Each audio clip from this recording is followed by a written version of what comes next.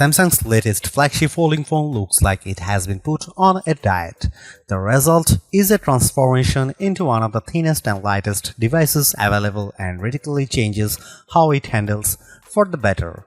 The Galaxy Z Fold 7 measures 8.9mm thick and short, well within the realms of a standard smartphone if you ignore the camera bump on the back. It easily fits in a pocket but opens up to turn into a folding tablet just 4.2mm thick. But at $2000 you pay an awful lot for such a fancy device.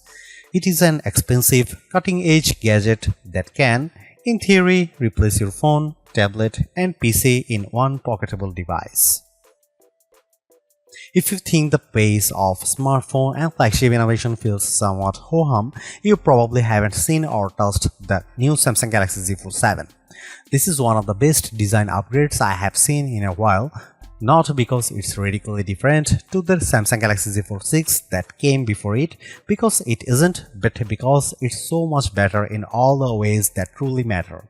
I will start with the physical specs because they are the most remarkable thing about of this new handset, especially when compared with the Galaxy Z Fold 6 and yes, even the Galaxy S25 Ultra. Unfolded, the Galaxy Z Fold 7 is just 4.2mm thick, that's 1.4mm thinner than the Galaxy Z Fold 6.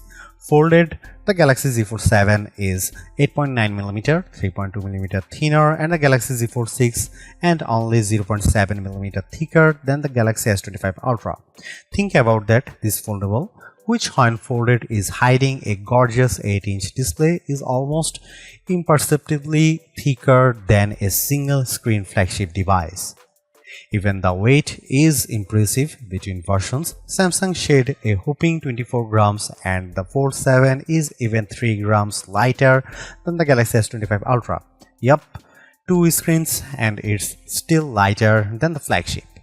Perhaps that shouldn't be so surprising. When I hold the Galaxy Z Fold 7 up to the Galaxy S25 Ultra, the foldable is smaller than the Ultra, which is 162.8mm by 77.6mm, while the Galaxy Z Fold 7 when folded is 158.4mm by 72.8mm. Carrying the Galaxy Z Fold 7 is now like a holding secret. At a glance, it looks like a standard 6.5-inch smartphone. It's not until you take a closer look that you notice the seam down one edge and the hinge on the opposite side. Size and weight aside, the phone feels good in my hand because of the excellent materials. Its armor aluminum frame is covered front and back with Corning Gorilla Glass Ceramic 2. A substantial pill-shaped 3-camera array sticks out of the back. Whenever I put the phone down camera side first, it tips at an awkward angle. I guess that's the price I have to pay for a better imaging system. On the top edges, when you are holding the phone, are a pair of microphone holes, a vent, and a SIM slot. The bottom edges feature more microphone holes, a speaker slot, and the USB-C data and charging port. The tolerances here are quite something. The USB port appears to just barely fit in the space. The only buttons are the long volume rocker and the power or fingerprint reader and Gemini button. Samsung has re-engineered the hinge and it's noticeable. The phone is firmly closed when folded and has considerable but not overly resistant tension as you open it, and it snaps into position as a fully flat 8-inch tablet. Unfolding the phone, you are greeted with a flexible display surrounded by a roughly 2mm forgiving raised border that keeps the Fold 7 from making a metallic snapping sound when you close it. There is still a crease, but it's far less pronounced than what you see on the Galaxy Z Fold 6. That's due in part of the new teardrop-shaped screen fold hidden in the redesigned hinge, meaning the thin, flexible screen curves into a perhaps more forgiving teardrop shape when the phone is folded. This is likely what accounts for how it can more easily unfold to a nearly perfectly flat phone. I can only see whatever minimal crease remains at certain odd angles, and more so when the screen is off. To the touch, it's barely perceptible. The Samsung Galaxy Z Fold 7 is IP48 rated, which means it can handle a sustained dunk in fresh water, but I would keep it away from dust and sand. I ran my device under a tap with no ill effects. A wider and taller Z Fold means not one but two bigger screens. The cover display is now a 6.5-inch 21:9 display that is finally indistinguishable from a standard flagship phone display. Where the Galaxy Z Fold 6 has a 968 by 2376 resolution, the Z Fold 7 cover screen is an expansive 2520 by 1080 422 ppi 1 to 120 Hz AMOLED 2x screen.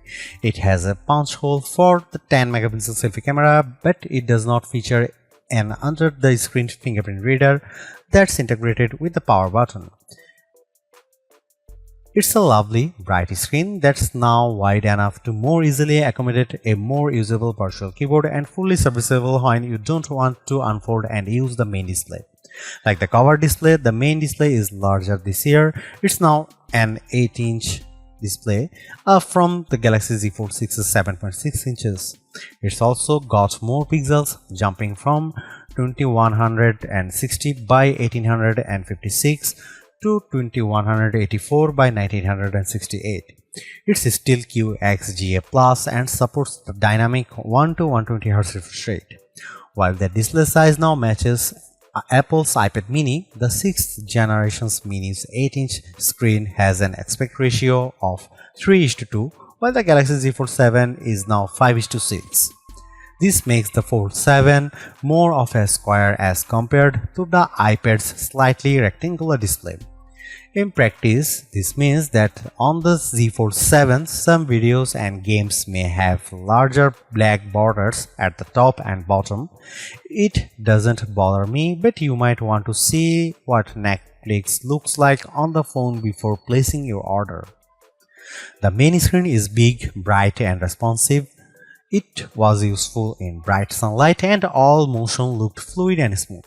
I left it on the default setting, which lets the system adjust the refresh rate on the fly up to 120 Hz and down to 1 Hz, which is not as energy efficient as locking in at 60 Hz.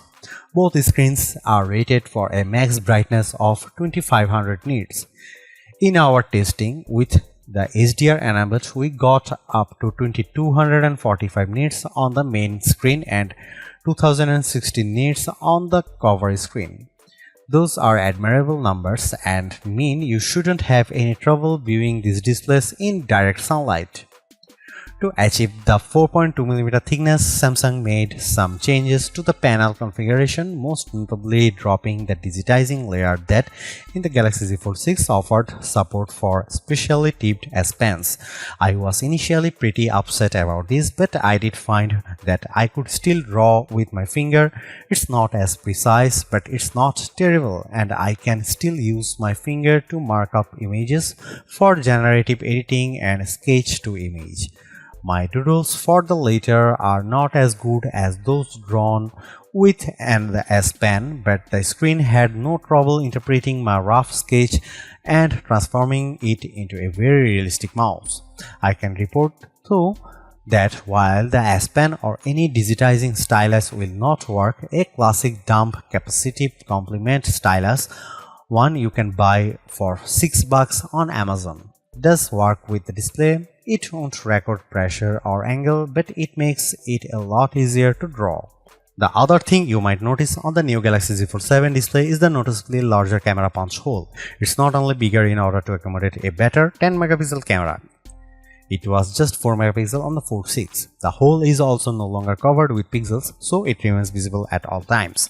It's positioned a tiny bit more centrally along the top edge than the punch hole on the Google Pixel 9 Pro Fold's flexible display, on which the equally large hole is positioned towards the far right corner and is maybe a bit more out of sight.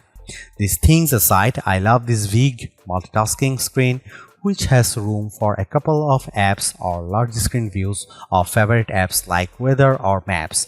It's also a nice canvas for Gemini Live, which makes the most of the larger space. I also enjoyed drawing on it, streaming shows on Netflix and playing action games. The benefit of a flexible screen is that the Galaxy Z Fold 7 doesn't have to be only flat or folded, it can also be L-shaped, which I found useful when I was checking over an interview transcription which I recorded and used AI to transcribe on the fold. A 90-degree fold also proved useful for watching videos on one half of the screen while the rest of the fold served as a steady base. There was nothing much wrong with the Samsung Galaxy Z Fold 6's camera array. It has a nice 50 megapixel lens, a 10 megapixel and a 3x optical zoom, 10 megapixel, but I was very aware that this was a flagship class phone with a flagship level price, and it bothered me that the best camera array was reserved for Samsung's Ultra line. That is no longer the case. The Samsung Galaxy Z Fold 7 has a new camera system with two notable upgrades and one disappointment. Here's the full camera system: 200 megapixel wide camera, 12 megapixel ultra wide, 10 megapixel 3x telephoto, 10 megapixel cover screen, 10 megapixel main screen. The big news here is the new 200 megapixel sensor that, while similar to what's found in the Samsung Galaxy S25 Ultra, has been re-engineered to fit into the Galaxy Z Fold 7's super slim frame. Like most high megapixel smartphone cameras, this one defaults to a 12 megapixel shot, combining the information from multiple pixels for better clarity, contrast and colors. It does a nice job, but there is a very good reason to shoot at the full 200 megapixel. Doing so lets you crop into almost any picture detail without losing clarity. Here you can see some camera samples of the Samsung Galaxy Z Fold 7.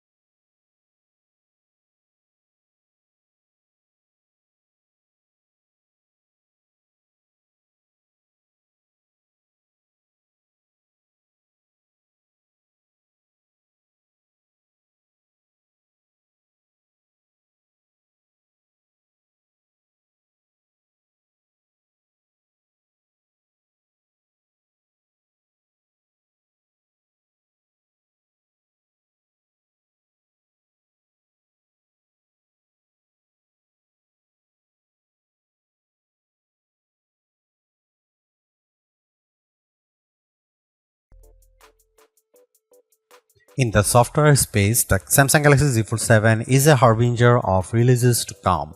It's the first flagship to release with Android 16, well ahead of the next big Pixel launches, including we expect the Pixel 10 Pro Fold on August 20, and it also has the latest Samsung software in the form of the One UI 8. That former landmark is by Google design, with the tech giant rearranging its development flow to ensure that its big partners have these new releases in time for their latest flagship phones. As for the latter, Samsung just seems to be getting faster and more efficient at updating and improving its own Android overlay. Both platforms are also infused with AI in the form of Samsung's Galaxy AI and Google's Gemini, though where one ends and the other begins may not always be obvious. Broadly, Android is now as polished and useful as Apple's iOS. It has many of the same features including live updates in widgets, quick share, and endless customizations. It's also a fantastic partner for the Fold because the platform is optimized for the larger 8-inch screen, so things like mail, weather, and maps all appear built for the flexible display. Even Google Gemini Live is right at home on the Galaxy Z Fold 7's main display. One UI 8 brings things like the Now bar and Now brief, a compendium of all the things you need to know at any point in the day. It's well designed, accessible, and relatively useful. I check it because the Now bar is always greeting me on my lock screen with a good morning, good afternoon, or good evening, and it almost seems rude not to acknowledge it by digging into the details of my brief. When I tap to open it, I see a weather forecast, a calendar of events, news of interest, and music. I can choose to add more elements from my phone, which I assume might make the brief more useful. There is, of course, a lot of AI on this phone. Google handles the circle to search and Gemini site, and the rest of the AI found on the phone is Samsung Galaxy AI. At any point, I can long press the home screen button to launch a circle to search task. After the press, I use my finger to circle something on the screen that Google search can look at and offer results related to. Gemini is summoned by a long press of the power button. It has all the strength of Gemini 2.5 Flash on the web and also Gemini Live. Gemini Live works in full screen mode on the large main display, but I find it more useful when you share your screen with Gemini Live and it then operates in the background, offering insights based on what it can see on screen and the questions you ask it. You can also just have Gemini look through the camera and see your world and ask it what it says, unless you want everyone to hear your Gemini Live conversation. This would be a good time to invest in some Galaxy Buds Pro 3 headphones if you plan to be out and about with the Galaxy Z Fold 7. Other Galaxy AI powered features remain and are little changed from the last time I tested them on a Fold. I can use sketch to image to instantly add photorealistic elements to existing photos. I added a mouse to my coffee table, although as I have mentioned it a bit harder to sketch the right image idea without an S Pen. Drawing Assist, which lets you turn rough doodles into much higher quality artwork and is another feature that benefited from S Pen support. Also still works and may not come in even more handy now that you will likely be forced to use your fingertip to make your rough sketch. Galaxy AI is rich extends to video, and I used Audio Eraser to clean up the sound on a video shot in the heart of New York City's Times Square. The capabilities more or less match those in Apple's Audio Mix tool, although how the tools pinpoint which extraneous sound to target differs quite a bit. Audio Eraser focuses on crowd noise, voices, and wind, and the results are good, though my voice did end up sounding just a tiny bit robotic, although not dissimilar from the results I got with Audio Mix, the Apple iPhone 16 Pro Max. I am naturally only scratching the surface of Android 16, One UI, and their AI capabilities, which also include things like live translation, text translation, and chat assist. Overall, though, this is a platform I could easily love. If you are already an Android fan, Android 16 will be a welcome upgrade. If you have used a Galaxy before, One UI will be instantly familiar but also improved. The AI is deeply embedded but never intrusive. It looks and feels the way I thought Apple Intelligence would be on an iPhone, and how I hope it will look the feel when Apple eventually delivers the updated Siri. Not only does the Samsung Galaxy Z Fold 7 pack Qualcomm's best silicon, it's a customized chip produced just for Samsung's latest foldable, the Snapdragon 8 Elite for Samsung. The difference between the standard Elite and the Samsung version is small but notable. Most reports put the 8 Elite's max clock speed on its 2-core cluster at 4.32 GHz. On the Galaxy Z Fold 7, according to Geekbench 6, it's running at 4.47 GHz. The 6-core cluster is running at 3.53 GHz, which is the same speed as the standard 8 Elite. Samsung backs this powerful AI-ready silicon with 12 GB of RAM for the 256 GB Z Fold 7. The 1 TB model gets 16 GB of memory. I ran Geekbench 6 3 times for both CPU and GPU, and the numbers are impressive. This is the first time in memory that an Android phone's multi-core performance has beaten the latest flagship iPhone, in this case the iPhone 16 Pro Max. Here are my average numbers. Samsung Galaxy Z Fold 7 single-core average score is 2512, while iPhone 16 Pro Max single-core score is 2892. Samsung Galaxy Z Fold 7 multi-core average score is 8986.67, while iPhone 16 Pro Max multi-core score is 8327. Yes, Samsung beat Apple on the multi-core scores. It may look like Apple handily beat Qualcomm on the GPU side, but those numbers are not directly comparable. What matters here, though, is the performance, and the Samsung Galaxy Z Fold 7 has power to spare. I found it fast and fun for everything from web browsing to video games and video editing. I tried stressing out the system by opening 51 tabs in Chrome and Gemini Live, which is probably a more resource-intensive operation. A funny side note here, when I allowed Gemini Live to review my screen and asked it how many browser tabs I had opened, it said 10. I tried to guide it to the number listed next to the microphone icon and it said 11. When I pointed out its error, Gemini Live apologized and said it had no idea why it made that mistake. I wasn't done pushing the system, so I also launched PUBG. The game opened without issue. I started to play and the phone never skipped a beat. I even used Circle to search to learn more about a car I found. Put another way, this is a thin, light and very powerful system, and it's ready to multitask like the private productivity wonder it is. Audio performance out of the stereo speakers is loud but also clear. Do not expect booming bass, but if you want the Fold 7 to power a party via your Spotify playlist, which yes, you can summon through Gemini, the Fold 7 has you covered.